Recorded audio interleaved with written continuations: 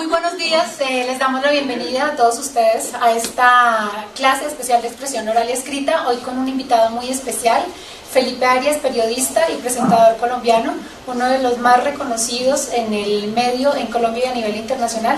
Felipe, te damos las gracias por aceptar la invitación y te damos la bienvenida a esta, la Universidad de los Hemisferios, y a esta tu facultad también, de Comunicación y Tecnologías de la Información. De nuevo, muchas gracias. Y aquí tienes a los estudiantes de segundo semestre de expresión oral y escrita, pues que están dispuestos, preparados y muy contentos de escucharte y escuchar todas las experiencias que tienes en todo este campo del periodismo. Mil y mil gracias por acompañarnos, Felipe. Paola, mil gracias. Paola, mil gracias. Muy especial a todos en la Universidad de los Hemisferios, a esta facultad tan maravillosa, donde están aprendiendo a comunicar mejor y a comunicarse mejor, que es tan importante en todo el mundo. Bueno, llevo 32 años en medios de comunicación y 18 años. Empecé trabajando en una estación de radio en una ciudad aquí intermedia llamada Manizales, que fue donde precisamente Paola, mi amiga querida, a quien tanto quiero y admiro, comenzamos ahí esta carrera profesional tan bonita. Estaba en radio trabajando en las madrugadas. La estación es de pop en inglés todavía, se llama Veracruz Estéreo, y para mí fue una base muy importante porque primero estudié producción de radio y televisión y luego comunicación social y periodismo, y pude alternar mi carrera con la puesta en escena como tal del oficio o del trabajo profesional. O sea que es muy importante que ustedes desde un comienzo empiecen a trabajar en una estación de radio, en un canal de televisión, en un periódico, en un diario, porque eso les entrega a ustedes muchas herramientas para ejercer esta profesión tan bonita, tan difícil, que uno más adelante empieza a entender por qué toma unos caminos, por qué y para qué le sirve, que de pronto encuentre dificultades, tropiezos que finalmente terminan siendo retos. Yo cubría política, viajé mucho con presidentes colombianos, cubría política nacional e internacional, entonces viajaba con presidentes como Andrés Pastrana, Ernesto Samper, Álvaro Uribe Vélez, Santos, Juan Manuel Santos, y siempre me tocaba cubrir como básicamente los viajes de ellos internacionales.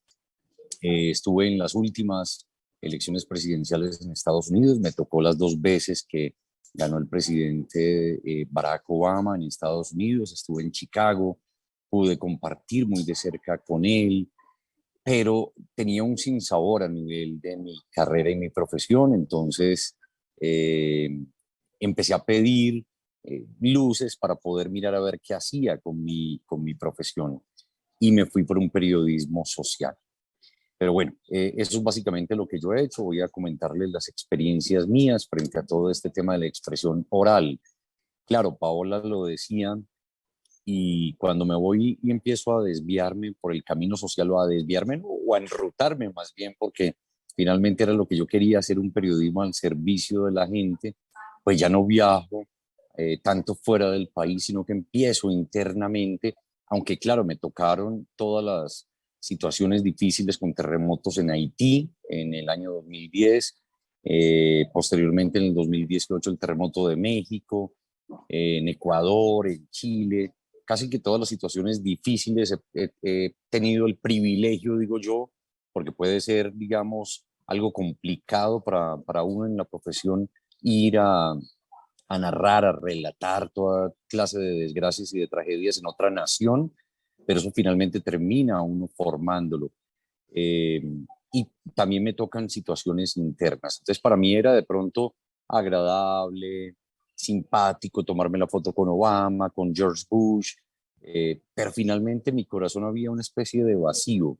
Empiezo a cubrir también situaciones internas, caminé muchísimo con actores armados ilegales en el país haciendo entrevistas, reportajes, crónicas con los líderes de las FARC, Raúl Reyes, Manuel Marulanda, Tiro Fijo, el Mono Jojoy, todas estas personas que para ustedes pueden ser mitos o historias a nivel internacional. Me tocó la época de Pablo Escobar como narcotraficante en Medellín, las explosiones, los autos bomba, Todo esto fue bastante complejo en nuestra ciudad, pero en nuestro país, pero todo eso también me iba formando a mí como periodista y me tocaba narrar y relatar esas situaciones desde, desde un ángulo o una posición que para mí era difícil y complicada como ser humano. Hay una situación que si ustedes la buscan por YouTube, les va a aparecer. Ustedes dicen, Felipe Arias llora en Haití. Estaba yo narrando el terremoto de Haití. Si ustedes escriben esto y lo buscan, les va a salir esto. Felipe Arias llora en Haití. Estábamos en Puerto Príncipe, llevábamos varios días viendo tanta gente y tantos niños morir y entro yo en llanto. Claro, a uno en la academia, en la universidad le dicen usted tiene que controlar las emociones. Se suponía que uno como periodista o como comunicador no debe llorar al aire, pero también hay que entender que uno antes que profesional es ser humano y también ahí viene en la expresión oral que ahora vamos a hablar, cómo transmitir emociones. Yo pude durante la pandemia, durante la cuarentena que hubo a nivel mundial, graduarme de una especialización en coaching, de liderazgo, en comunicación y aprendí mucho sobre el rapport. El rapport es la conexión que tú tengas con las demás personas. Es decir, yo transmito emociones, pero yo también me tengo que conectar con los televidentes, con los oyentes. Y claro, a mí me dieron buenas bases, digamos, los inicios en la radio. La radio es muy buena porque te da a ti entonación, modulación de la voz. Tú adquieres las herramientas para poder vocalizar bien, para poder expresarte bien, que es absolutamente clave. Pero no quiere decir que si tú tienes una mala voz puedas ser un mal comunicador. Vemos personas, muchísimas personas, personajes públicos que tienen una voz un poco débil, pero que conectan con la gente. Entonces, hay una cantidad de atributos y ahí ya voy a ingresar yo a nuestro tema de hoy. ¿Qué es la expresión oral? Son las destrezas lingüísticas que tú tengas para poder llevar un discurso, para poder seguir un hilo conductor de un relato, de una narración. Esa capacidad abarca no solo el dominio de la pronunciación, del léxico. Claro, uno tiene que tener buen dominio, tiene que tener buena pronunciación, tiene que vocalizar bien, tiene que tener buena gramática, porque también estamos hablando de nuestro idioma, pero también debe haber conocimientos socioculturales y pragmáticos, o sea, hay que tener contexto. Por eso yo siempre cuando puedo y tengo la oportunidad de estar en la academia con estudiantes, con alumnos, les digo, lean mucho. El que lee mucho tiene conocimiento, adquiere conocimiento, pero también adquiere léxico, adquiere vocabulario, adquiere buena gramática. Y eso le permite a uno también comunicarse mucho mejor. Hay que transmitir, y transmitirle, reitero, emociones, pero también transmitir conocimientos.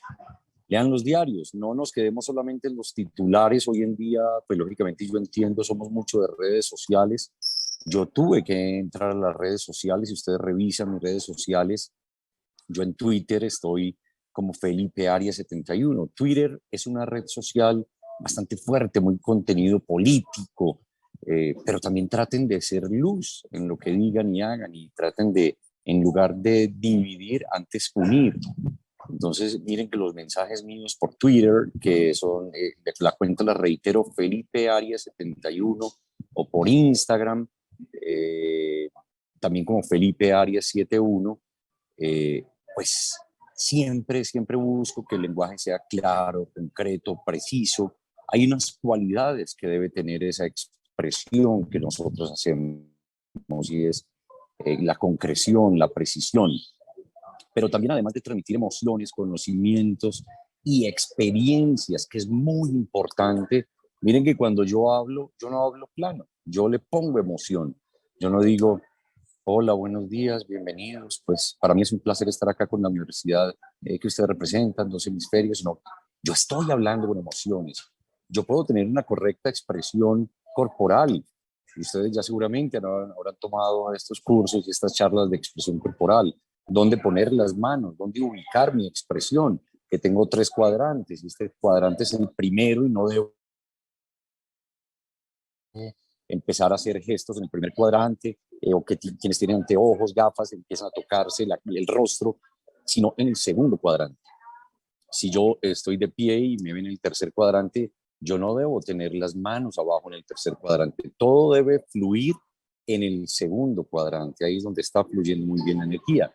Pero claro, todo lo que repercute en lo físico también repercute en lo mental. Entonces, como la expresión oral no es sola, va acompañada de unos gestos, de unos ademanes, de una expresión corporal.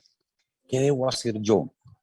Porque esta charla va enfocada a los momentos de crisis, a los momentos de conflicto. Si buscan esos videos de trabajos que yo he hecho, pueden servirle algunas cosas como herramientas, sin que yo sea el gran maestro, el gurú, no, por el contrario, yo aprendo todos los días.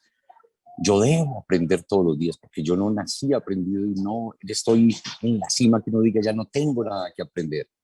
Entonces la humildad también me va a permitir a mí todos los días perfeccionarme, pulirme, poderme expresar de la mejor manera. Y hay formas de expresión oral. Está el debate, está la conversación, está la entrevista, cuando yo hablo con otra persona, y está la disertación. A veces somos muy apasionados y somos muy dados a no dejar hablar al entrevistado, a interrumpirlo permanentemente, porque como periodistas estamos atados a un tiempo y nos dicen: tienes 3 minutos para hacerle esta entrevista al presidente en este momento.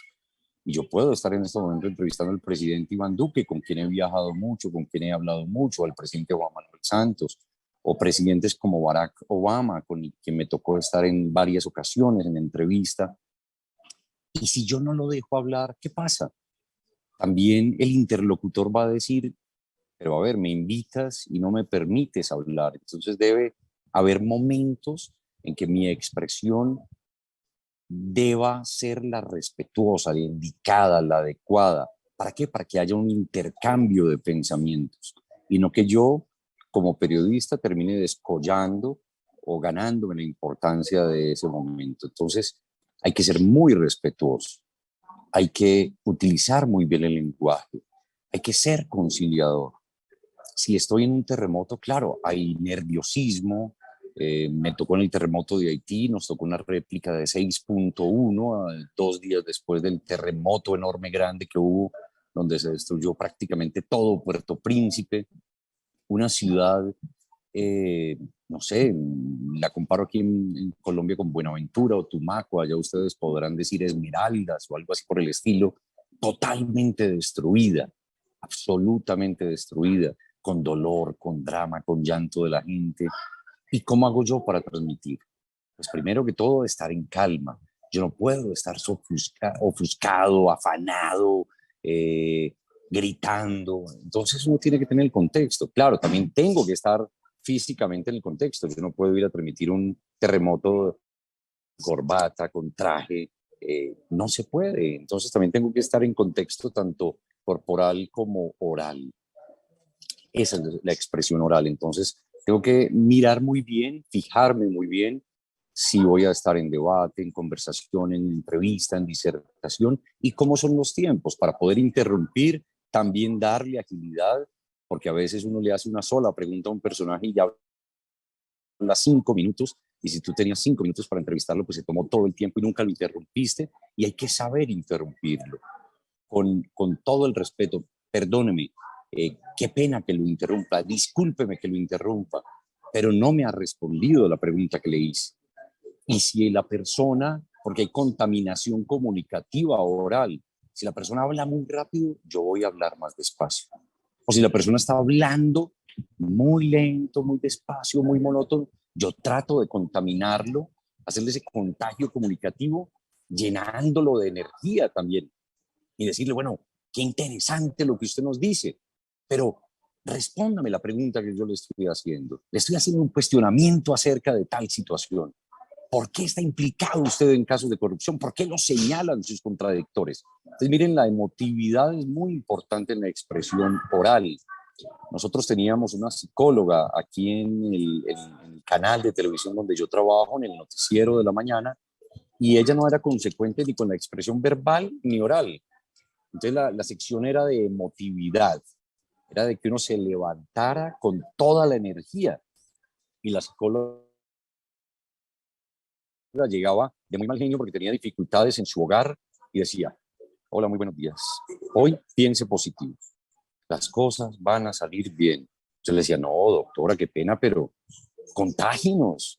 A ver, sea consecuente con el discurso que usted tiene, porque también el discurso o el mensaje que llevamos debe tener de nosotros unas inflexiones orales, ritmos, tonos que suban y que me conecten a mí con la otra persona. Eso es hoy en día de las cosas más importantes de un buen comunicador. La credibilidad y el rapport o la conexión que haya, que se llama empatía. Donde sean empáticos, sean comunicadores empáticos. ¿Para qué? Para que haya conexión con el público al cual ustedes le están hablando. Hablemos ahora de las cualidades de la expresión oral. Si quieren tomar apuntes, tomar nota, lo pueden hacer. Voz. Que nací con una voz débil, que no tiene... No, a nivel foniátrico y fonoaudiológico, hay profesionales que te ayudan a ti a engrosar la voz. Hay muchos ejercicios. Yo hago uno muy frecuentemente y es para que te dé capacidad y amplitud de las cuerdas vocales. Tú debes ampliar las cuerdas vocales, porque también eso es determinante del éxito que tú tienes en la vida. Si tú coges tu teléfono y haces una llamada y dices: muy buenos días, señorita, ¿usted me puede ayudar con un requerimiento? Y tu voz es delgadita. Señorita, ¿cómo está? ¿Cómo le ha ido? Y la persona debería responder: excelente y mejorando. Hoy será el mejor día. Claro, lo que tú proyectas es lo que finalmente recibes en la vida. Entonces, si tú tienes miedo, sube tu voz. Si a ti no te escuchan, sube tu voz. No con altanería, con soberbia, con grosería, no, sino con potencia. Y puedes subir esa voz con potencia dándole más capacidad a las cuerdas vocales. Eso es algo que tú debes entrenar. Pero también debes tener como cualidades la dicción, la fluidez, que seas fluido en tu mensaje, en hablar. El volumen es muy importante. No es lo mismo que yo hable así pasito y que no me escuchen, y que yo esté dando una conferencia, y que yo esté... No se escucha. No, debo subir la voz. Y si mi voz es débil, porque claro, todos nacimos con unas voces gruesas, graves, otros débiles, en fin, puedo hablar con la persona que controle el audio y decirle: deme más potencia a la voz. Pero también debe haber un ritmo. Mi ritmo debe ser no muy acelerado ni hablar muy rápido, porque yo no puedo hablarles a ustedes hoy en día así rápido. Tengo que hablarles en un ritmo adecuado, que me permitan ustedes y que yo, digamos, me conecte con ustedes en la captación de las ideas. Así que el ritmo es muy importante, pero también es absolutamente clave que haya claridad, coherencia y sobre todo, y reitero en esto, mucha emotividad. Repasemos las cualidades: buena voz, dicción, fluidez, volumen, ritmo, claridad, coherencia, que sea coherente, que no diga, digamos, en cuanto a coherencia: yo no estoy bravo, no estoy molesto y no estoy alterado, yo no estoy así. Porque así le dicen a uno algunos candidatos políticos. Hoy en día estamos acá en Colombia en un debate político increíble. El domingo son elecciones. Yo he podido estar muy cerca de Gustavo Petro, de Federico Gutiérrez, de todos los que son candidatos en este momento. Y claro, ellos entrenan. Hay que entrenar, hay que ensayar ante el espejo. Ustedes lo pueden hacer. Ante el espejo, hablar, dar un discurso, que la persona que está al lado de ustedes los grabe, la mamá, el novio, la esposa, el esposo, los grabe, porque uno a veces dice: yo no hablo como bravo, yo no hablo regañando a las personas, yo no estoy molesto, no, estoy enfadado, yo no hablo así enfadado. Y mentiras que sí. Entonces una cosa es lo que uno perciba y otra cómo lo perciban los demás. Y es muy importante el vocabulario y tener claro el mensaje. Para la expresión oral es muy importante tener un mensaje corto, conciso y preciso. No sé si hasta ahí me he hecho entender y si me han escuchado bien. Sí, Feli, sí te estamos escuchando bien y te estamos escuchando claro y chévere las experiencias. No sé si en esta pausa alguno de los estudiantes puede tener una pregunta o sí, tenemos una pregunta, Feli, Santiago Batista. Qué gusto, ¿qué tal? Qué gusto tenerte aquí y todo lo que nos has hablado ha sido excelente. Espero me ayude muchísimo. Y bueno, lo que te quería decir es que eso también he pensado varias veces acerca de las emociones, de que como un periodista dentro de un lugar emotivo puede manejar sus emociones al momento de transmitir una noticia, al hablarle al público. Como decir lo de los terremotos o tal vez, bueno, cosas fuertes que hayan pasado. Puedo tal vez también hablar acerca del tiroteo en Estados Unidos, los periodistas que hablaron, porque es emotivo. Entonces, ¿cómo manejan ellos esas emociones para transmitir una buena noticia a las personas? Perfecto, Santiago, mil gracias. Es un gusto saludarte a ti, a los demás estudiantes. Antes de responderte, yo quería decir que tengo un cariño muy especial por Quito y por Ecuador. Mi hermana vive allí en Nayón, vivía en Cumbayá. Con alguna frecuencia voy allá a Ecuador. Bueno, lo que tú me preguntas es muy importante. En todo en la vida hay que tener equilibrios.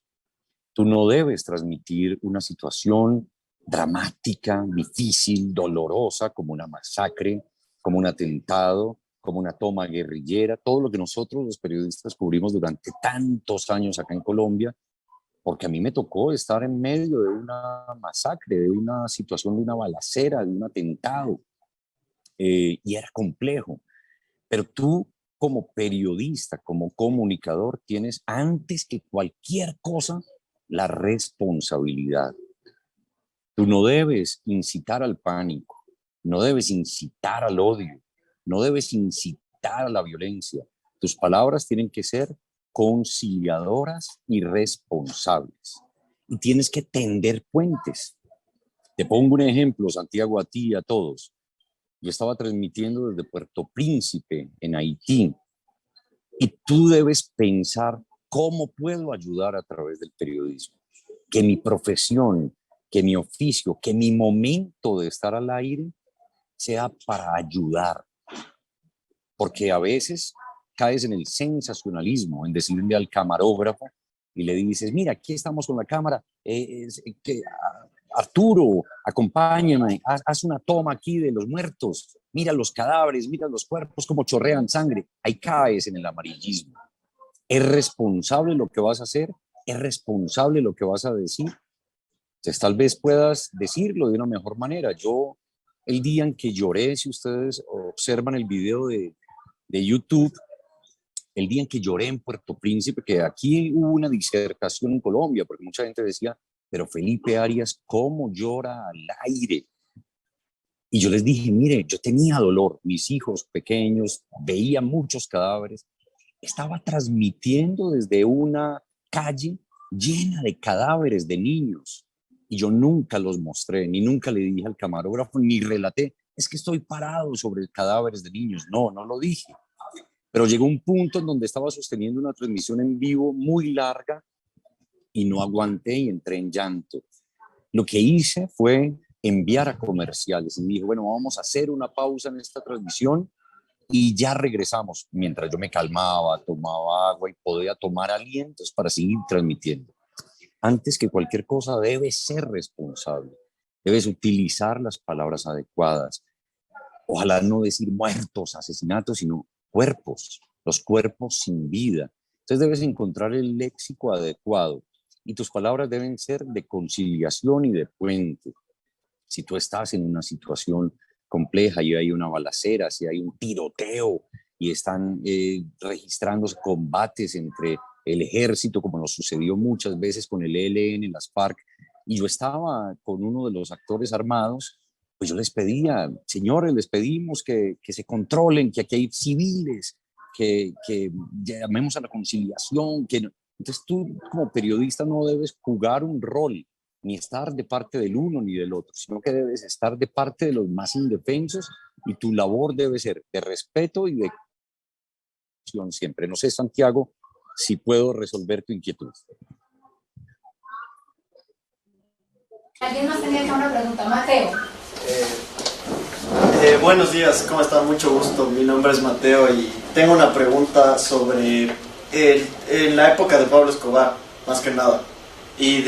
La pregunta es cómo afectaron los temas como el de Pablo Escobar y los extraditables a su forma de expresarse.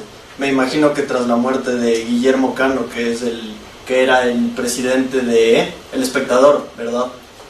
Se generó un terror en la mente de los periodistas. ¿Cómo se sale adelante después de este tipo de amenazas y todo esto? Bueno, Mateo, mil gracias por la pregunta. Es un gusto conocerte. Bueno, Guillermo Cano para nosotros fue un referente muy importante. Él fue asesinado por el cartel de Medellín hace años atrás. Estábamos padeciendo en los 80s y 90s de los carteles de Cali y Medellín, las drogas que tanto daño le han hecho a esta nación, que tantos periodistas, amigos míos, fueron, digamos, víctimas de este flagelo y que hoy se ve en México, porque México está viviendo hoy por hoy en Monterrey todo lo que es el cartel de Sinaloa, el cartel del Golfo, todos estos grandes carteles de la droga son casi que copia de lo que vivimos en Colombia en años anteriores. Para mí es muy triste que nosotros lleguemos como periodistas a nuestras salas de redacción escoltados. Yo quisiera mostrarles, aquí voy a hacer una toma de todos los periodistas que tenemos en esta sala de redacción.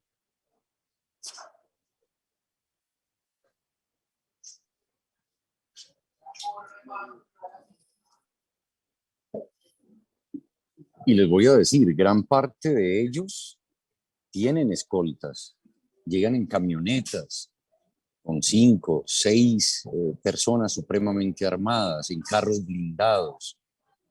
Para nosotros Colombia duele porque no debería ser así. Porque cuando tú hablas o dices la verdad, puedes ser víctima de los violentos. Pero ante todo, siempre hay que estar del lado de la verdad. Tú lo sabes y tú lo estudias y tú lo presientes, pero también presientes que puedes resultar involucrado en una situación bastante compleja. Claro, yo soy el director de las denuncias de este canal y he tenido muchas situaciones de amenazas e incluso de demandas. Te pueden acallar de diferentes cosas, de diferentes formas, o por la bala que te llega, o a través de un sufragio, te envían una carta, una amenaza, un correo electrónico a través de un mensaje, o a través de una demanda, donde jurídicamente también te quieren callar. Yo les digo, digan siempre la verdad, cuídense, sepan qué ampollas están pisando, tengan cuidado con sus vidas, pero nunca, nunca tengan temor, sean valientes también. Hay alguien que debe hacer esa labor. Yo aquí en Colombia tengo un eslogan y es no se quede callado. Este eslogan, dije, denuncie, esto es rectitud, esto es honestidad. Y no importa lo que tú hagas, siempre vas a tener un respaldo supremo, un respaldo divino. Claro, a mí me decían muchos, hombre, Felipe, aquí matan muchos periodistas, vas a ser otro mártir. Y mira, gracias a Dios ya han pasado más de 15 o 16 años desde que creé esta sección de No se quede callado, denuncie, y pese a las amenazas, a las demandas, estoy con vida. Claro, también soy un privilegiado de estar con vida, pero no es fácil, no es fácil. A veces es doloroso para uno tener que andar escoltado o temeroso. Sin embargo, uno tristemente se acostumbra a esa realidad, pero hay que hacer la labor de valientes, hay que ser honestos, hay que ser transparentes, hay que aportar a que tengamos un mejor país, una mejor sociedad, y eso lo podemos hacer nosotros privilegiadamente desde nuestra profesión como periodistas, como comunicadores. Mateo, ¿te respondí la pregunta? ¿Estás satisfecho?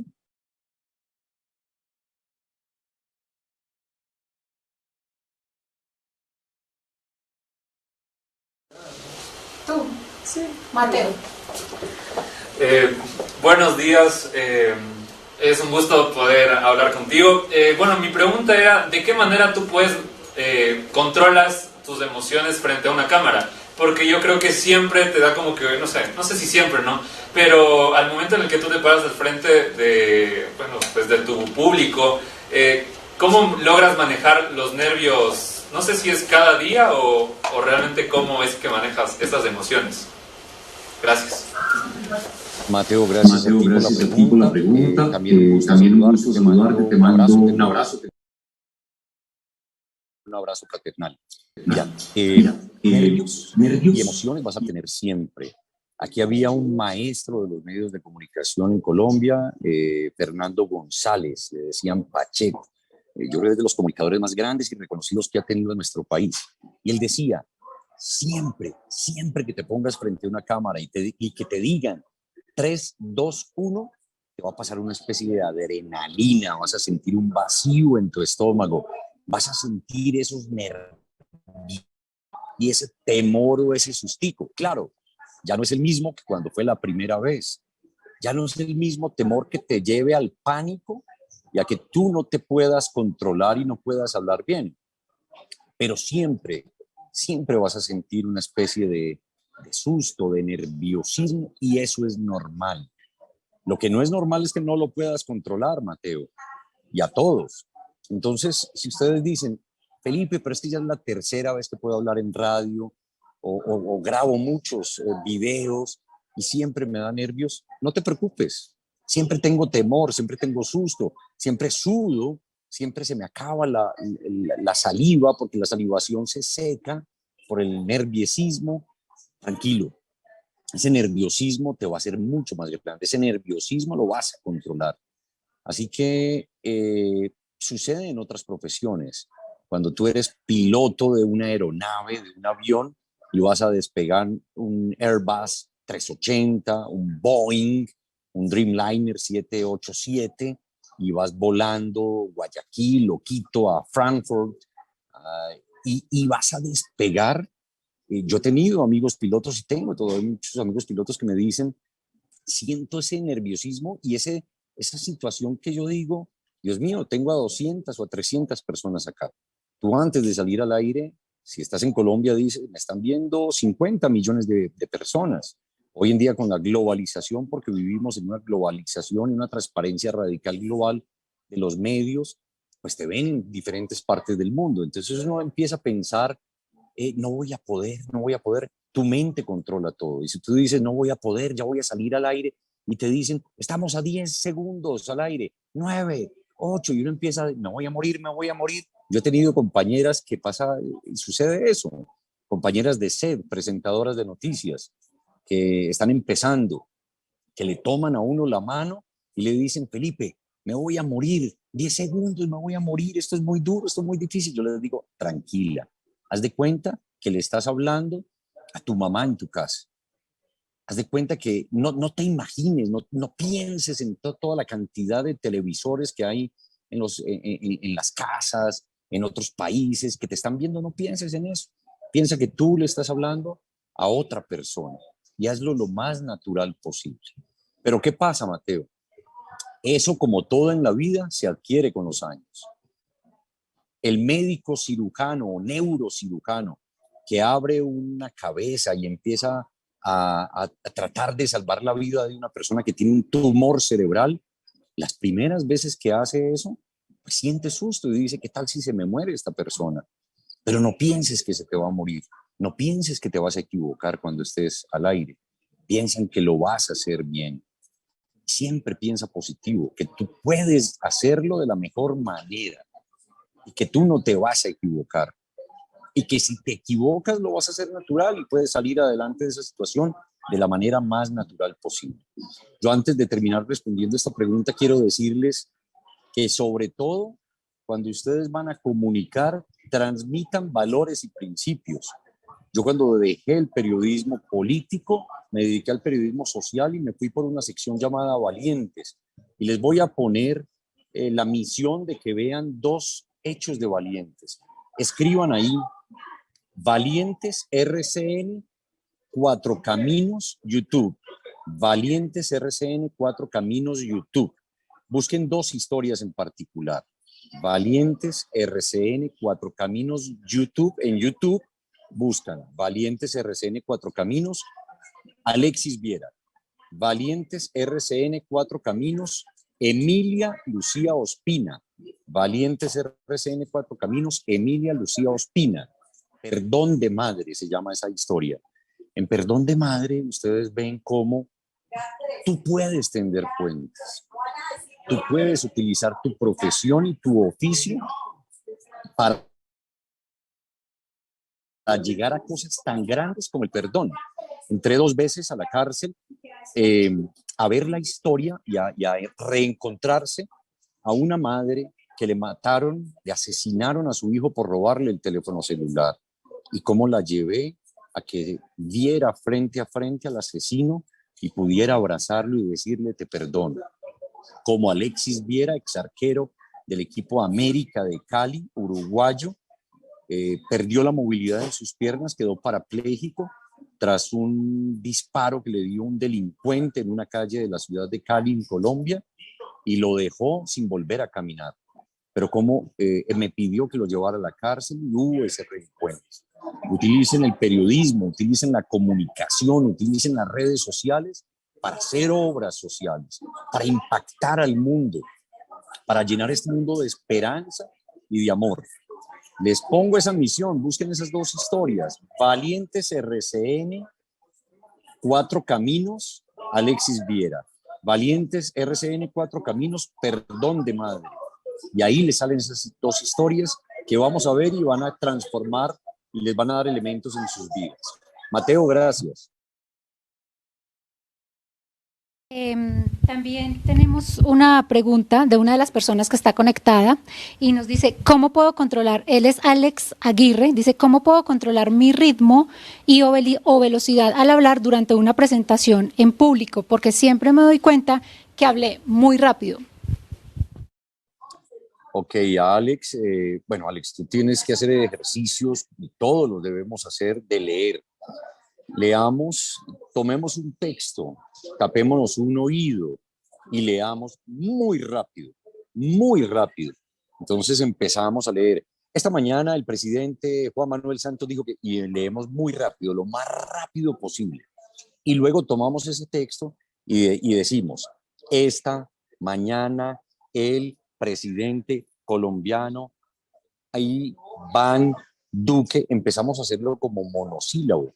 Y cuando buscamos los extremos, podemos encontrar los términos medios. Entonces, primero leyendo muy rápido, luego leyendo muy despacio y empezar a encontrar un término medio que te graben a ti cuando estés haciendo una exposición. Y una vez te grabes, tú empiezas a visualizar.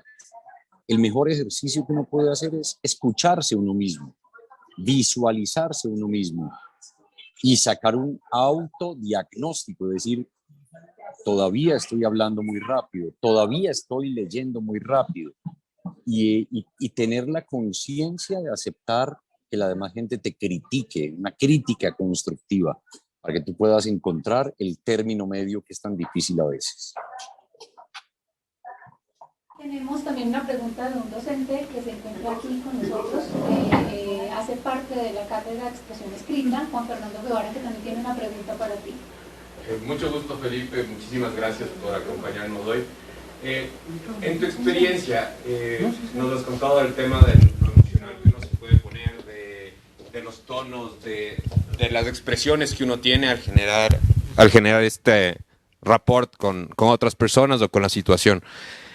Tal vez algunos consejos que nos podrías dar con respecto a cómo ir minimizando que se nos quiebre la voz en algún momento, que empecemos a tener gestos de tocarnos la cara, de ponernos incómodos. O sea, algo que podamos ir practicando y que les pueda servir también a todos, que nos pueda servir a todos para ir mejorando esas cosas. O sea, antes de enfrentarnos a la cámara y a ir un poquito más preparados. Gracias. Claro que sí, profe, un abrazo muy especial. A ver, ejercicios podemos tomar a una persona. Yo hago ejercicios en parejas. Cuando estoy presencialmente, distribuyo un salón de clases y digo, por un momento tú vas a ser el entrevistado y tú vas a ser el entrevistador. Entonces, haz el ejercicio de hablar y yo hago el ejercicio de preguntar. Y después cambiamos. Entonces, Entre los dos, entre el ejercicio en parejas, se establece quién va a ser entrevistador y entrevistado. Y los dos se evalúan y toman ese concepto. Cuando estás solo, que también es bueno hacerlo, no solo en pareja, sino solo, tomas el espejo y lees un texto ante el espejo y empiezas a leerlo muy rápido y muy despacio, subiendo el tono de la voz para que, como nos preguntas, tengas más carácter. La voz tiene que tener más firmeza, la voz no puede flaquear en ningún momento, no debe ser débil, porque también eso te baja la seguridad. Claro, el perder la seguridad frente a una cámara, frente a un micrófono, lo es todo. Si tú tienes temor, sube la voz, ponla más potente, así ganas seguridad y ganas credibilidad. Y si ganas seguridad y credibilidad, puedes llegar al rapport. Y el rapport, repito, es la conexión que me permite a mí optimizar la comunicación, conectarme con mi público, poder tener empatía. Y hay algo muy importante, saber leer al público y saber escuchar. Si yo estoy dando una conferencia, si yo estoy hablando ante un auditorio, ante un público, y veo que la gente se empieza a dormir, pues yo empiezo a subir la voz y a cambiar las inflexiones y los ritmos y los tonos, porque seguramente estoy siendo monótono. Y si quiero crear más conexión, pues me salgo de mi zona de confort, que puede ser el atril, que puede ser mi escritorio, que yo esté sentado y que los demás también están sentados y todos estamos relajados, y me voy y camino, y me acerco a Mateo, y me acerco a Santiago, y me acerco al profesor, y le digo, tú me estás escuchando muy bien, ¿y tú qué opinas de lo que yo acabo de decir? Entonces lo empiezas a enganchar y a enamorar a través de tu discurso.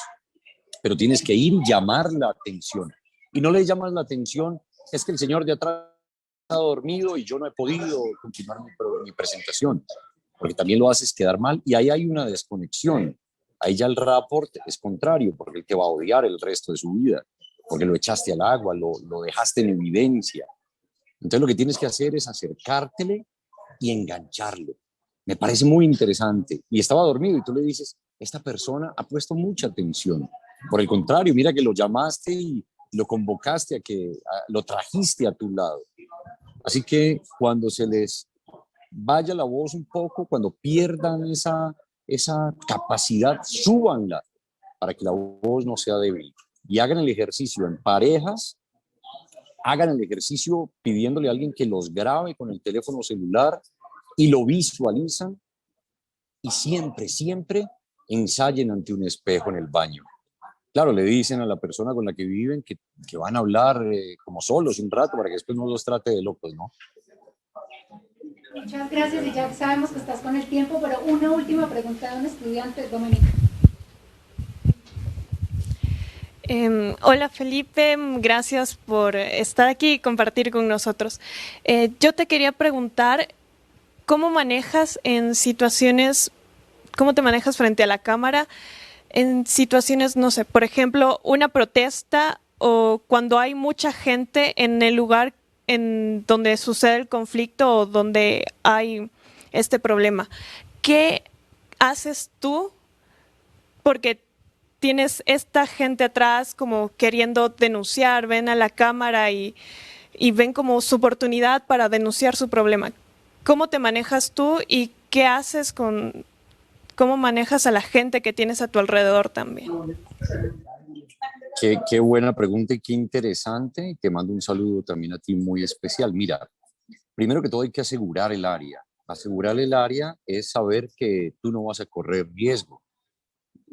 Tú no te puedes meter en una manifestación como las que han sucedido en los últimos meses en Chile, en el metro de Chile, o acá en Colombia, en las calles de las ciudades colombianas, como lo que sucedió el año anterior, que tenían carácter o tinte político, porque también sabes que te van a atacar a ti como periodista, que te van a romper la cámara, que te van a dar patadas y que te van a tirar al suelo y te van a echar agua y que te van a botar, no sé, elementos, gases, en fin. Entonces, primero que todo, tú te tienes que asegurar y tú tienes que decir, no me voy a exponer, no voy a exponer mi integridad, pero tampoco voy a prestarme para echarle gasolina al fuego, porque si tú te le metes a un combate, pues también puedes poner en peligro tu equipo de camarógrafos. Yo les hago una pregunta. ¿Ustedes saben cuántos periodistas por imprudencia gemelas el 9/11 en Nueva York? ¿Alguien tiene ese dato? Ok, murieron más de 5 periodistas. ¿Por qué? Porque a veces nosotros nos damos de salvadores de nuestra capacidad, a veces cuando uno está joven y uno dice, yo sí voy a cambiar el periodismo, yo sí voy a aportar a los medios de comunicación, yo sí tengo coraje, yo sí soy valiente. Y te dicen a ti las autoridades, no entres, hay combates, no entres a la escuela, están dando bala, hay un tiroteo. No, pero es que yo soy periodista y usted me tiene que permitir mi ejercicio profesional, usted, señor policía, no me puede detener a mí. Nosotros los comunicadores tenemos acceso a cualquier edificio, a cualquier área, y tú entras, ¿y qué pasa? Si se están cayendo las Torres Gemelas en Nueva York y tú entras a hacer reportajes y te dicen, cuidado, que arriba está incendiado el piso 45, yo soy valiente, yo tengo que reportar, estoy en vivo para mi medio de comunicación, en el noticiero esperan mi reporte, pues cometes una irresponsabilidad. Entonces, tú primero tienes que asegurar tu integridad. No voy a entrar hasta allá. Debo ser prudente, debo llegar hasta un límite, no voy a cruzar ese límite. Y segundo, no me voy a prestar tampoco para hacer preguntas incoherentes, erróneas o irresponsables. Cuando he estado en los terremotos, si tú ves que está llorando una persona, pues tú no debes ponerle el micrófono a preguntarle qué siente que se haya muerto su papá o sus hijos. Pues, ¿qué va a sentir? El dolor más grande del mundo, y no puede ser tan irresponsable hacer ese tipo de preguntas. Claro, no hay un manual que le indique a uno preguntas para terremoto, preguntas para atentado, preguntas para accidente. No existe ese manual. Tú mismo con tu experiencia y con tu responsabilidad te fijas esos límites, pero es una línea muy delgada que no debes cruzar y no te debes prestar para, digamos, alimentar el fuego de una situación. Entonces, ante todo, mucha responsabilidad para contigo mismo, para con tu equipo profesional y para con los televidentes y las personas que van a ver el producto que tú estás haciendo. Y si lo vas a subir a redes, pues ten cuidado que no muestres sangre, que no muestres el momento, el momento exacto del accidente, o que no muestres imágenes de mucha sensibilidad que puedan herir esa susceptibilidad de las personas. Bueno, muchas gracias, Dome, muchas gracias a ustedes, chicos, por habernos acompañado, pero en especial muchas gracias a Felipe por haber aceptado la invitación a esta charla aquí a la Cátedra de Expresión Oral. Ya se va para el noticiero, sabemos que está a punto de salir al aire también. Felipe, mil gracias, sabes que esta es tu facultad, que esta es la Universidad de los Hemisferios, que siempre te va a acoger. Mil y mil gracias.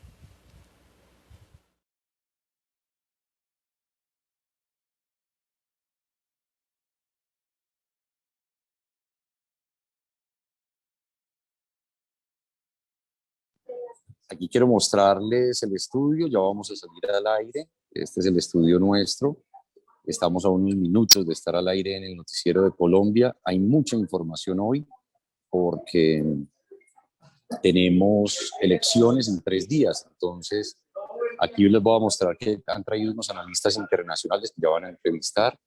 Miren, aquí ya van a hacer una entrevista al aire y ya entro yo también con las noticias.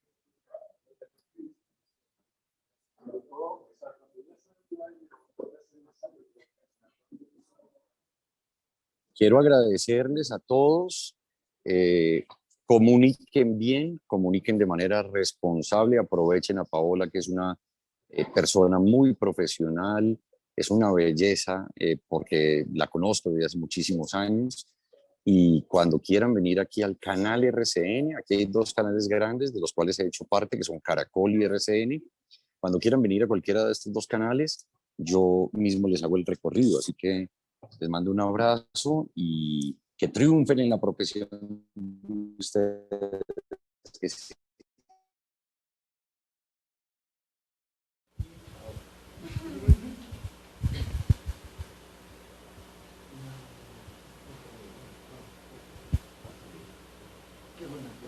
Ya. Bueno, yo creo que ya terminamos esta sesión. A ustedes muchísimas gracias, chicos, y a quienes nos acompañaron también a través del live, muchísimas gracias por habernos acompañado en esta sesión y en esta charla que nos dio Felipe.